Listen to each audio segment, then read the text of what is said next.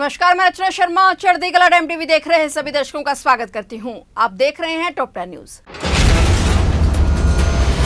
बीती रात लोकसभा में वक्फ संशोधन विधेयक पास हो गया है और इस विधेयक पर करीब 12 घंटे तक चर्चा चली। वहीं अब इस विधेयक को आज गुरुवार को ऊपरी सदन राज्यसभा में भी पेश कर दिया गया। कांग्रेस ने इस दौरान जमकर हंगामा किया। आज वक्फ बिल राज्यसभा में पेश किया गया। बता दें कि राज्यसभा में बिल को लेकर चर्चा की गई। राज्यसभा में वक्फ बिल पेश करते हुए रिजिजू बोले कि यहाँ कहा गया है कि हम जो कदम उठा रहे हैं मुसलमानों को नुकसान होगा। ये संशोधन गैर कानूनी है, असंवैधानिक है। सभी को अपनी बात कहने का हक है। जो आरोप लगाए गए हैं हम उसका खंडन करते हैं। उन्होंने कहा कि मुसलमानों के धार्मिक क्रियाकलापों में किसी तरह का हस्तक्षेप कोई गैर मुस्लिम नहीं करेगा। वक्फ क्रिएट करने वाला भी मुस्लिम ही होगा। और किरण रिजिजू ने यह भी कहा कि थोड़ा सा अगर मिलकर काम करेंगे तो 3-4 साल के अंदर ही करोड़ों मुसलमानों की जिंदगी आबाद हो जाएगी। प्रधानमंत्री नरेंद्र मोदी 2 दिवसीय यात्रा पर थाईलैंड पहुंच गए हैं और अपनी इस यात्रा के दौरान बैंकॉक में उन्होंने थाईलैंड की प्रधानमंत्री शिनावात्रा के साथ मुलाकात कर वार्ता की है। और कल शुक्रवार को पीएम मोदी 6ठे बिम्स्टेक शिखर सम्मेलन में शिरकत करेंगे। वहीं आज प्रधानमंत्री नरेंद्र मोदी ने बैंकॉक में रामायण के थाई संस्करण रामकियन को भी देखा। प्रधानमंत्री मोदी ने बैंकॉक के एक होटल में भारतीय प्रवासियों के साथ भी मुलाकात की। पीएम मोदी का भारतीय समुदाय के सदस्यों ने गर्मजोशी से स्वागत किया। बता दें कि कल बिम्स्टेक सम्मेलन में भारतीय प्रधानमंत्री नरेंद्र मोदी के अलावा थाईलैंड, बांग्लादेश, श्रीलंका, नेपाल, म्यांमार और भूटान के नेता भी शिरकत करेंगे। अमेरिकी राष्ट्रपति डोनाल्ड ट्रंप ने घोषणा की है कि सभी विदेशी वाहनों और ऑटो पार्ट्स पर 25% टैरिफ लगाया जाएगा। ये टैरिफ सालाना लगभग 600 अरब डॉलर के आयात पर लागू होगा। इतना ही नहीं, यह शुल्क अमेरिका में आयात होने वाले सभी कंप्यूटरों जिनमें लैपटॉप भी शामिल हैं पर भी लगाया जाएगा। यह जानकारी एक फेडरल रजिस्टर्ड नोटिस में दी गई जिसमें टैरिफ कोड्स का विश्लेषण किया गया। ये शुल्क 30 मई से प्रभावी होंगे जबकि वाहन आयात पर 25% शुल्क 4 अप्रैल की आधी रात से ही लागू हो जाएगा।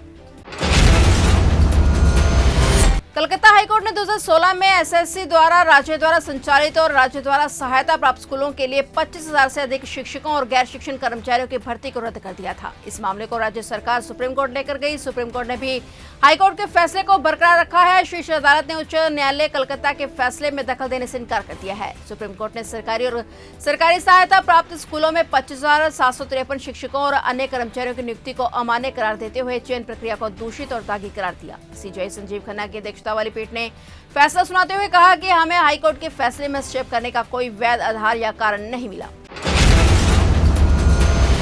पंजाब के पटियाला में भारतीय सेना के कर्नल बाठ और उनके बेटे के साथ पुलिस द्वारा मारपीट का मामला गरमाया हुआ है। पंजाब पुलिस ने मामले की जांच के लिए एसआईटी बनाई थी और उसे हाईकोर्ट ने कैंसिल कर दिया है। पटियाला में कर्नल पुष्पिंदर बाठ और उनके बेटे अंगद के साथ हुई मारपीट मामले की जांच अब चंडीगढ़ पुलिस करेगी। हाईकोर्ट ने चंडीगढ़ पुलिस को कर्नल के साथ हुई मारपीट मामले में जांच के आदेश दिए हैं। हाईकोर्ट ने पंजाब पुलिस की एसआईटी को कैंसिल कर आदेश जारी कर दिए हैं। इससे पहले कर्नल पुष्पिंदर सिंह बाठ ने हाईकोर्ट में याचिका दाखिल करते हुए उन पर हुए हमले की जांच किसी केंद्रीय एजेंसी को सौंपने की मांग की थी क्योंकि उन्हें पंजाब पुलिस की जांच पर संदेह।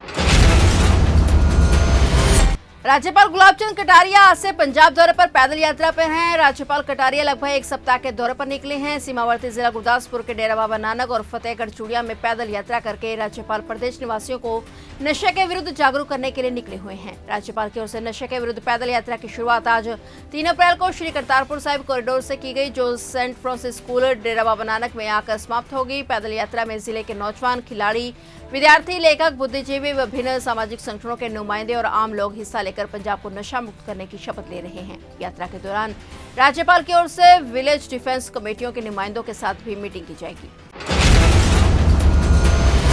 पंजाब सरकार ने नई रेत खनन नीति को लागू कर दिया है। सरकार का दावा है कि इस नीति में जहां रेत और बजरी की कीमतों में कमी आएगी वहीं सरकार के राजस्व में वृद्धि होगी। पंजाब मंत्रिमंडल ने इस पर मोहर लगा दी है जिसकी जानकारी देते हुए वित्त मंत्री हरपाल सिंह चीमा और माइनिंग विभाग के मंत्री वीरेंद्र कुमार गोयल ने बताया कि इस नीति के लागू होने से पारदर्शिता आएगी। कैबिनेट ने पंजाब राज्य माइनर माइनिंग 2023 की नीति में संशोधन को मंजूरी दे दी है। नई नीति में सरकार ने रेत और बजरी की रॉयल्टी को 73 पैसे प्रति क्यूबिक फुट से बढ़ाकर क्रमशः ₹1.75 और ₹3.20 प्रति फुट कर दिया है। साफ है कि ऐसा करने से सरकार के राजस्व में वृद्धि होगी।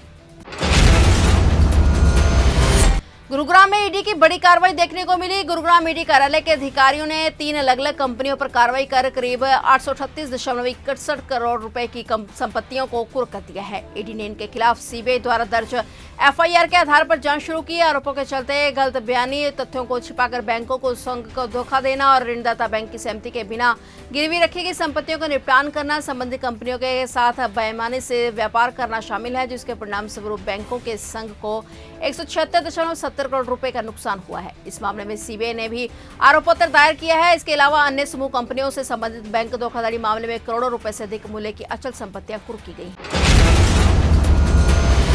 वर्धा क्षेत्र से एक बड़ी घटना सामने आई है। 2 सेल्समैन को पुलिस ने गिरफ्तार किया है। दरअसल पुलिस को मुखबिर से सूचना मिली थी कि कुछ संदिग्ध व्यक्ति बिना दस्तावेजों के भारी मात्रा में सोना लेकर आ रहे हैं और इस सूचना पर संज्ञान लेते हुए वर्धा पुलिस ने नाकेबंदी कर एक कार को रोका। कार में रायपुर के टिकरापरा बगल चौक निवासी उमा शंकर साहू और बैरन बाजार फव्वारा चौक निवासी जावेद जीवानी सवार थे। पुलिस को उनके पास से 4 किलो सोना बरामद हुआ। कीमत लगभग 3 करोड़ रुपए बरामद की गई है और उनके पास से 8 लाख रुपए नगद भी बरामद किए गए हैं। मामले में आरोपियों को वर्धा पुलिस ने हिरासत में लिया है। पुलिस ने इस मामले की सूचना आयकर विभाग और राज्य कर विभाग को भी दे दी है। अब आगे की कार्रवाई आयकर विभाग और राज्य कर विभाग कर रहे हैं।